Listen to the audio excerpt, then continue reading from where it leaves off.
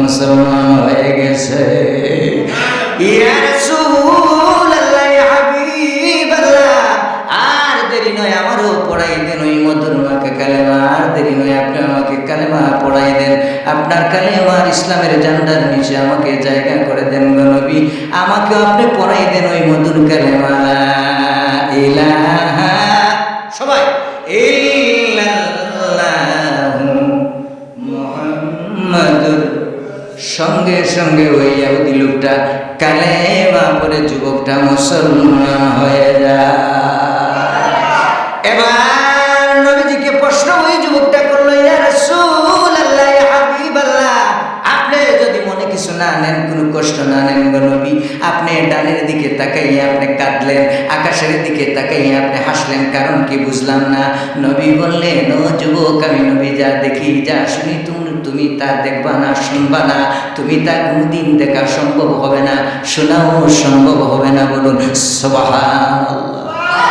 এবার যুবকটা মুসলমানদের চোখের পানিগুলো ছেড়ে ছেড়ে কাঁদতেছে আর বলতেছে, ইহুদি যে লোকটা মুসলমান হয়ে কালেমা পড়ে মুসলমান হয়ে গেছে, নবীকে বারবার বলতেছে, ইয়া রাসূলুল্লাহ, ইয়া হাবিবাল্লাহ, আপনি বলেন গো, কারণটা আমাকে বলতে হবে, কাদার কারণটা কি এবং হাসার কারণটা কি?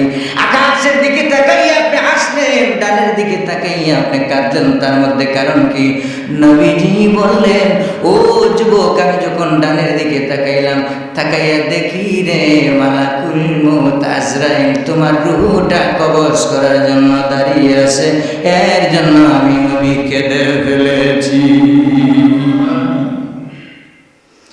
এবার নবীজিকে যখন বলল, ইয়া রাসূলুল্লাহ, ইয়া হাবিবাল্লাহ, আপনি আসমানের দিকে আকাশের দিকে তাকাইয়া উপরের দিকে তাকাইয়া আপনি হাসলেন কেন? নবী বললেন, আমি দেখলাম রে যুবক, আকাশের অসংখ্য অগণিত অসংখ্য ফেরেশতারা তোমাকে রিসিভ করার জন্য তোমাকে আহলান সাহলান দিয়ে তারা মিছিল সহকারে আকাশ থেকে নেমে আসতেছে। কত ভাগ্যবান! নবীজির কাছে কালেমা পড়লে জান্নাতের খবর পাওয়া যায়।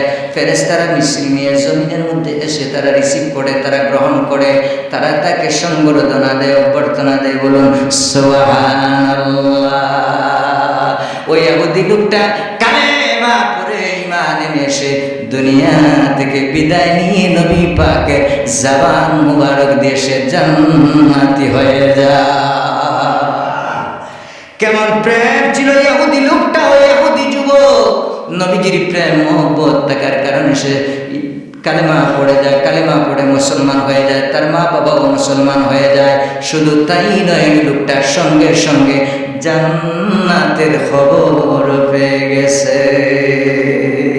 এর জন্য নবীর সঙ্গে প্রেম মহব্বত আমরা কেন রাখি? নবীর সঙ্গে যে যত প্রেম রাখবেন, মহব্বত রাখবেন, সম্পর্ক রাখবেন, আল্লাহ রাব্বুল আলামিন বলেন, এই সমস্ত বান্দা বান্দী আমার কাছে প্রিয়, আর সমস্ত নবী পাকের উম্মতের আমার কাছে প্রিয়, যারা আমার বন্ধুর সঙ্গে প্রেম মহব্বত সৃষ্টি করে। বলুন সুবহানাল্লাহ।